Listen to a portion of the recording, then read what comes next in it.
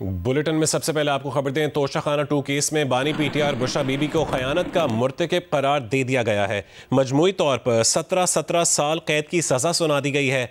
1 करोड़ 64 लाख रुपए जुर्माना भी अदा करना होगा। स्पेशल जज सेंट्रल ने अडियाला जेल में बानी पीटीआर बुशरा बीबी की मौजूदगी में फैसला सुनाया।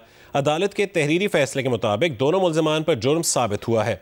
बानी पीटीआर बुशरा बीबी को जुर्म साबित होने पर दफ़ा 409 के तहत 10-10 साल और इंसदाद रिश्वत सतानी एक्ट के तहत 7-7 साल कैद की सज़ा सुनाई गई। फैसले के मुताबिक जुर्माने की अदम अदायगी पर मजीद 6 महीने कैद की सज़ा होगी।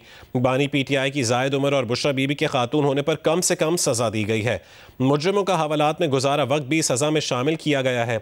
सऊदी वलीअहद से वसूल बल्गारी ज्वेलरी सेट का तोहफा तोशाखाने में जमा न कराने पर बानी पीटीआई और बुशरा बीबी के खिलाफ मुकदमा दर्ज किया गया था। FI रिकॉर्ड के मुताबिक बल्गारी ज्वेलरी सेट की कुल मालियत 7.5 करोड़ से जायद थी। प्राइवेट फर्म से बल्गारी सेट की कीमत 59 लाख रुपए लगवाई गई और कौमी खजाने में सिर्फ 29 लाख रुपए जमा करवाए गए। तोशाखाना 2 केस में 12 दिसंबर 2024 को मुल्ज़िमान पर फर्द जुर्म आयद की गई। केस में 24 गवाहों में से 20 के बयानात कलमबंद किए गए और जिरह की गई।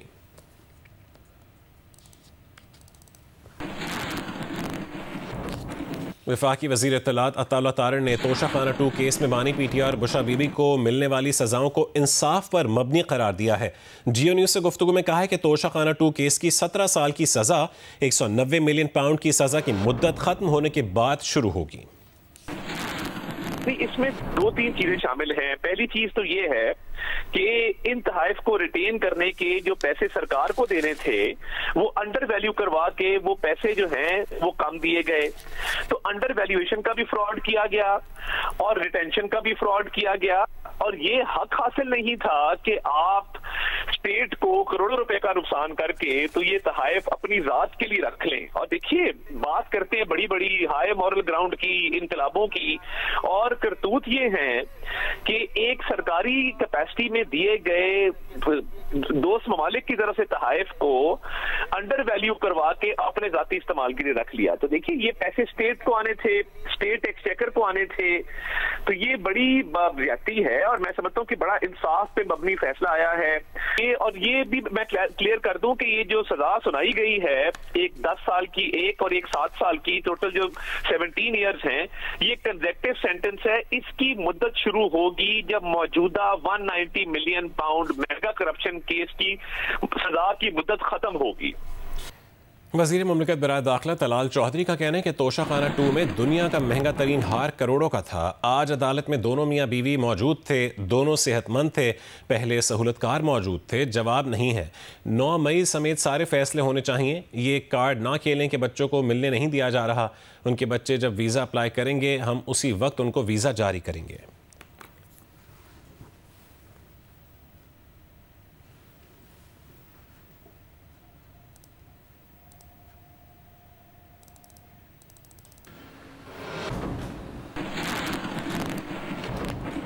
कराची में ताजरों से भत्ता वसूल करने की telephone calls Iran, Dubai, Nigeria और फिलीपींस में रजिस्टर्ड मोबाइल फ़ोन से की गई। पुलिस की तफ्तीश पर मबनी रिपोर्ट जियो न्यूज़ ने हासिल कर ली है। इसी पर बात करने के लिए हमारे साथ टेलीफोन लाइन पर मौजूद हैं काशिफ मुश्ताक। काशिफ, रिपोर्ट में क्या कुछ सामने आया है? देखिए, ये मुकम्मल रिपोर्ट हमें मौसूल हुई है और इसमें आबाद के 8 अरकान को भत्ता की कॉल जो है वो मौसूल होने की तफसीलात बताई गई हैं। जो पहली कॉल है उस हवाले से बताया गया कि 27 सितंबर को पहली कॉल जो है वो मलीर में आबाद का एक मेंबर मौजूद है, उसे जो है वो भत्ते की कॉल मौसूल हुई और इसका वाक़े का मुकदमा जो है वो मलीर सिटी थाने में दर्ज किया गया। पुलिस की जानिब से इन्वेस्टिगेशन की गई और 3 मुल्ज़िमान को गिरफ्तार किया गया। इसी तरह जो दूसरा वाक़या है वो 30 सितंबर का है और इसमें जो है वो ईरान में रजिस्टर नंबर से जो है वो एक कॉल मौसूल होती है और उस पर जो है वो खिदर नामी मुल्जिम को पुलिस की जानिब से दावा किया जा रहा है कि गिरफ्तार किया गया। जो तीसरी कॉल है वो 2 दिसंबर की है और उसमें भी जो है वो ईरान में रजिस्टर नंबर जो है वो इस्तेमाल किया गया और उसमें जो है वो इस नंबर से भत्ता तलब किया गया। जबकि इसमें पुलिस की जानिब से दावा किया जा रहा है 5 जो मुल्जमान हैं उन्हें गिरफ्तार किया गया और 1 मुल्जिम मारा गया है। मुख्तलिफ कॉल्स मौसूल हुई हैं। इसमें जो कॉल्स की तादाद है वो 8 बताई जाती है, जिसमें न सिर्फ ईरान में रजिस्टर्ड नंबर शामिल हैं बल्कि दुबई, फिलिपाइन और नाइजीरिया के जो रजिस्टर्ड नंबर हैं उस हवाले से तफसीलात पुलिस की जानिब से इकट्ठी की गई हैं। पुलिस हुकाम इस रिपोर्ट के अलावा ये भी दावा कर रहे हैं कि जो आबाद के 8 अरकान हैं उनमें से 3 के जो केसेस हैं वो रजिस्टर्ड थे, 3 केसेस रजिस्टर्ड नहीं थे और 2 केसेस ऐसे हैं कि जो रिजॉल्व कर लिए गए। मजमूई तौर पर 8 केसेस हैं जिनमें एक मुलजिम मारा गया है, 4 मुलजिमान को जो है वो गिरफ्तार कर लिया गया है और इन केसेस के हवाले से मजीद तफसीलात भी हासिल की जा रही है। बहुत शुक्रिया काशिफ मुश्ताक हमें अपडेट करने के लिए। वफाकी वज़ीर खालिद मकबूल सिद्दीकी कराची में तकरीब से खिताब कर रहे हैं। मीरास को बचाना है, पाकिस्तान हमारा है और आज किताबों के स्टॉल पे हर साल आकर ईमान भी ताज़ा होता है, यकीन भी पैदा होता है। बहुत बहुत शुक्रिया। कोई सवाल मत कीजिएगा वरना हेडिंग वो बन जाएगी। आ जाओ मौसम साल का है 25वीं तो उस पर एक शॉट बता दो। जल्दी आओ जल्दी आओ। आपने कोई सवाल तो नहीं करना बस थोड़ा सा साइड हो जाए। वफाकी वज़ीर खालिद मकबूल सिद्दीकी कराची में मीडिया से गुफ्तगू कर रहे थे। खैबर पख्तूनख्वा हुकूमत को 15 साल में 8.4 खरब रुपए अदा कर चुका है। वजारत ख़जाना का कहना है कि दस्तावेज़ात के मुताबिक 2010 से नवंबर 2025 तक KP हुकूमत को वफाक से 8.4 खरब रुपए मिल चुके हैं। 2010 से NFC के तहत खैबर पख्तूनख्वा हुकूमत को 5,867 अरब रुपए का 100% शेयर अदा हो चुका है। NFC के तहत रकूम सूबों को हर 15 दिन बाकायदगी से मिलती हैं, कोई बकाया जात नहीं है। वफाक ने 17 दिसंबर 2025 को KP हुकूमत को NFC की मद में 46.44 अरब रुपए जारी किए। साल 2010 से दहशतगर्दी के इजाफी बोझ पर KP हुकूमत को इजाफी 1% मिला है। अब तक 705 अरब रुपए फराहम किए जा चुके हैं। इसी पर बात करने के लिए हमारे साथ मौजूद हैं वज़ीर मुमलिकत बराए ख़जाना और रेलवेज़ बिलाल अज़हर कियानी। बिलाल साहब बहुत शुक्रिया जी उसको वक्त देने के लिए। कहेगा कि आप क्या कहेंगे, CM KP हैं वो कहते हैं कि बकाया जात का वो मुतालबा कर रहे हैं जबकि फंड्स तो उन्हें बाकायदगी से मिल रहे हैं। जी बिस्मिल्लाहिर्रहमानिर्रहीम। जी देखिए बिल्कुल जो अभी आप फैक्ट्स बता रहे थे यही हकीकत है और बुनियादी बात यह है कि खैबर पख्तूनख्वा की हुकूमत और PTI अपनी सूबाई हुकूमत की कारकर्दगी जो बिल्कुल आप कह सकते हैं फेल हो चुकी है उसको छुपाने के लिए ये बार बार वफाकी हुकूमत पर वसाइल का ये इल्ज़ाम लगाती है। हकीकत ये है कि सूबाई हुकूमत को खैबर पख्तूनख्वा की हुकूमत को उसके वसाइल मिलते रहे हैं, चाहे वो NFC के मद में हो, जिस तरह अभी आप बता रहे थे 5,867 अरब रुपए 2010 से 2025 तक सिर्फ उसका जो खैबर पख्तूनख्वा का सूबाई शेयर है उसकी मद में खैबर पख्तूनख्वा की हुकूमत को बाकायदगी से ट्रांसफर होते रहे हैं और अभी भी लास्ट ट्रांसफर अभी 17 दिसंबर को तकरीबन 46 अरब रुपए की हुई है और ये हर 15 दिनों बाद ट्रांसफर होती है जिस तरह आप कह रहे थे। मगर इसके अलावा भी अगर आप NFC अवार्ड में देखें तो जो ओवरऑल पूल होता है जिसमें पहले सारी रकम आती है सूबों और वफाक में तकसीम से पहले, उससे पहले भी 1% हिस्सा खैबर पख्तूनख्वा की हुकूमत को उसमें से कट के जाता है जो सिर्फ वॉर ऑन टेरर की मद में है और उसके अलावा दीगर और ट्रांसफर्स भी हैं जिसमें रॉयल्टीज हैं ऑयल एंड गैस के हवाले से। इसके अलावा आपकी न्यूली मर्ज डिस्ट्रिक्ट्स के हवाले से अगर आप देखें 2019 से आज तक सिर्फ 704 अरब रुपए उसकी मद में गए हैं। इंटरनली डिस्प्लेस पर्सन के हवाले से सपोर्ट है 117 अरब रुपए उसके हवाले से गए हैं। इसके अलावा तरक्याती मनसूबे वफाकी हुकूमत का जो तरक्याती बजट है उसमें खैबर पख्तूनख्वा के लिए 115 अरब रुपए अलग एलोकेट हुए पिछले 15 सालों में और बेनजीर इनकम सपोर्ट प्रोग्राम के तहत जो खैबर पख्तूनख्वा की खवातीन को बिलखसूस जो सपोर्ट मिलती है वो इसके अलावा है। तो बुनियादी बात यह है जी कि देखिए खैबर पख्तूनख्वा की हुकूमत को अपने वसाइल वफाकी हुकूमत ने जो देने थे जो ट्रांसफर करने थे वो करती आई है NFC अवार्ड के मुताबिक भी और उसके अलावा भी।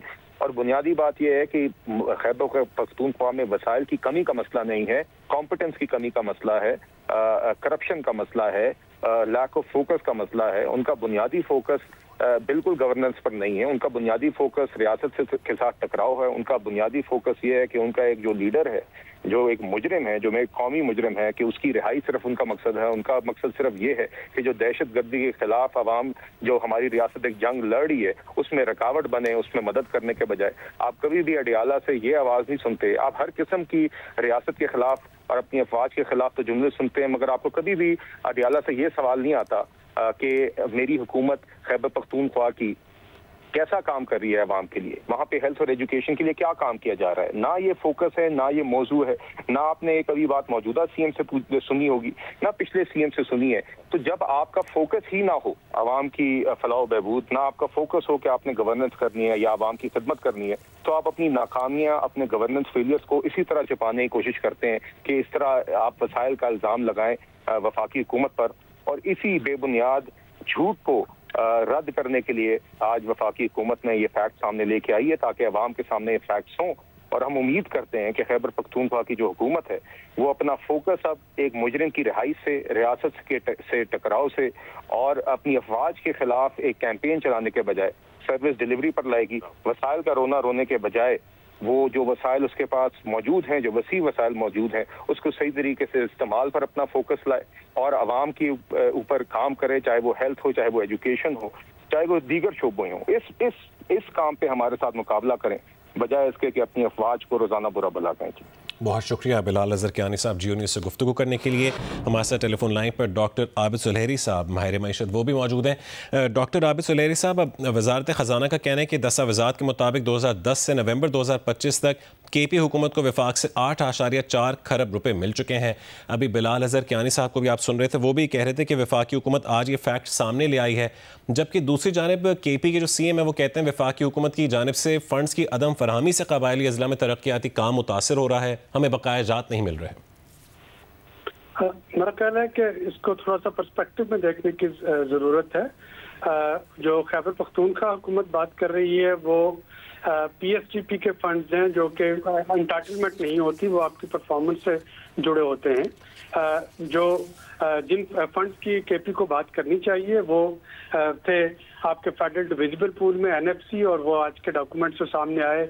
और उससे पहले भी बहुत क्लियर है कि NFC का पूरा हिस्सा जो है वो खैबर पख्तूनख्वा को मिलता रहा है, हर 15 दिन के बाद बाकायदगी से मिलता है। इसी तरीके से जो लास्ट टाइम फार्मूला में चेंज हुई थी दहशतगर्दी के इजाफी बोझ की वजह से खैबर पख्तूनख्वा को एक इजाफी 1% जो था वो मिल रहा है सन 2010 से। ये जो सूबों को उनका शेयर देने से पहले ये डायरेक्ट मिल जाता है। इसके साथ स्टेट ट्रांसफर की अगर आप बात करते हैं, रॉयल्टी है, GDA जो आपकी है, GST है या एक्साइज वगैरह है, वो रेगुलरली मिल रहा है। लेकिन जिस चीज़ को जो है चीफ KP या पिछले चीफ मिनिस्टर KP बात कर रहे थे वो प्योरली PSTP के मंसूबे हैं। और PSTP के मंसूबे वो कोई भी सूबा हो, वो खैबर पख्तूनख्वा हो, सिंध हो, पंजाब हो, बलूचिस्तान, तो वो तभी रिलीज होते हैं जबकि माइलस्टोन अचीव कर लिए जाएं, जब उनके जो टारगेट्स हैं वो अचीव कर लिए जाएं, तो फिर आपको अगली ट्रांस मिलती है। तो रोल ओवर जो है उसमें या एंटाइटलमेंट नहीं होती। इसमें मैं इस बात से इत्तफाक करूंगा जो अभी बिलाल अजहर कियानी कह रहे थे कि सूबों को अपनी एफिशिएंसी बढ़ाने की ज़रूरत है, अपनी जो कंजम्पशन है वो बढ़ाने की ज़रूरत है। अगर वो कंज्यूम कर सकते हैं तो जाहिर है कि उनको PSTP पे नेक्स्ट ट्रांच जो है वो मिल जाएगी। और ये फेडरल गवर्नमेंट को भी आपने यही देखा है कि वो जो हम बात करते हैं कि बहुत सी PSTP रोल ओवर उनका चलता आ रहा है, वो इसी वजह से हो रहा है कि बहुत से मनसूबे शुरू तो हो जाते हैं लेकिन वो मुकम्मल नहीं होते। यहाँ तक जो सूबे के हक का ताल्लुक है, जो NFC के तहत है, या जो न्यूली मर्ज डिस्ट्रिक्ट का जो शेयर है, या दहशतगर्दी की वजह से जो इजाफी शेयर है, वो KP हुकूमत को बड़ी बाकायदगी से मिल रहा है। तो आबिद सुलहरी साहब बहुत शुक्रिया जी उन्हें से गुफ्तगू करने के लिए। सरपरस्त आबाद मोहसिन शेखानी ने कहा है कि वफाकी हुकूमत ने भत्ताखोरों के रेड वारंट के लिए काम शुरू कर दिया है। इसी पर बात करेंगे, हमारे साथ टेलीफोन लाइन पर मौजूद हैं अली इमरान सैयद।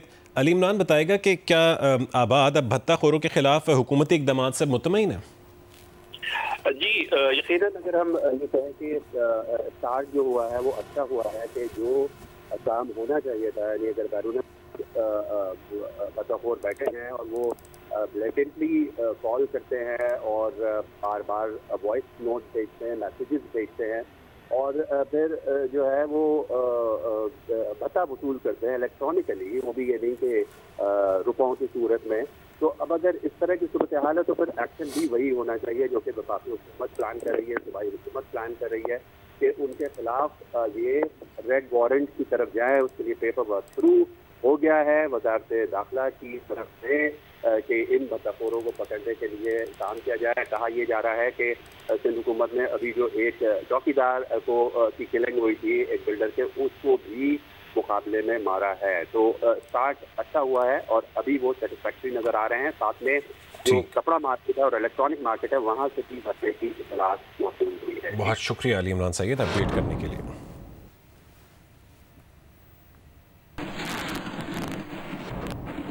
कराची में अदालत ने गैर कानूनी कॉल सेंटर चलाने और शहरियों से माली फ्रॉड करने के इल्ज़ाम में गिरफ्तार मुलजमान का 2 जनवरी तक जुडिशल रिमांड दे दिया है। तफसीलात हासिल करेंगे जियो न्यूज़ के नुमाइंदे जमार जोखियों से। बताएगा जमार, क्या तफसील इस खबर की? जी, NCCI ने 2 मुकदमात में 34 अफराद को गिरफ्तार किया है। एक जो है छापा जो मारा गया वो डिफेंस फेज 1 में और दूसरा फेज 6 में मारा गया, जिसमें मजमूई तौर पर 34 अफराद को गिरफ्तार किया गया और जिसमें से 15 जो अफराद हैं वो चीनी बाशिंदे हैं और इनको जो है डिस्ट्रिक्ट ईस्ट की अदालत में पेश किया गया और अदालत ने 2 जनवरी तक उनका जुडिशल रिमांड कर उनको अदालत ने जेल के हवाले कर दिया गया है। और जो इस्तदा की गई थी इन्वेस्टिगेशन की जानिब से, NCCI की जानिब से, उन्होंने यही इस्तदा की थी कि इनको जो है जुडिशल कस्टडी किया जाए और उनके खिलाफ जो FIR दर्ज की गई हैं उनमें जो फाइनेंशियल फ्रॉड के इनके ऊपर मुकदमात हैं और FIR में ये भी लिखा गया और ये भी इल्ज़ाम लगाया गया कि इन्होंने जाली वेबसाइट पर जाली अकाउंट बनाए जिसके जरिए फेक प्रॉफिट शो किया गया और जिस वजह से इन्वेस्टमेंट लोगों से ली गई और इसके हवाले से इसी तरीके से फाइनेंशियल फ्रॉड किया गया शहरियों से और इस हवाले से मज़ीद तफ्तीश की जाएगी। फिलहाल जो है वो अदालत ने मुल्ज़मान को जेल कस्टडी कर दिया। बहुत शुक्रिया जमार अपडेट करने के लिए।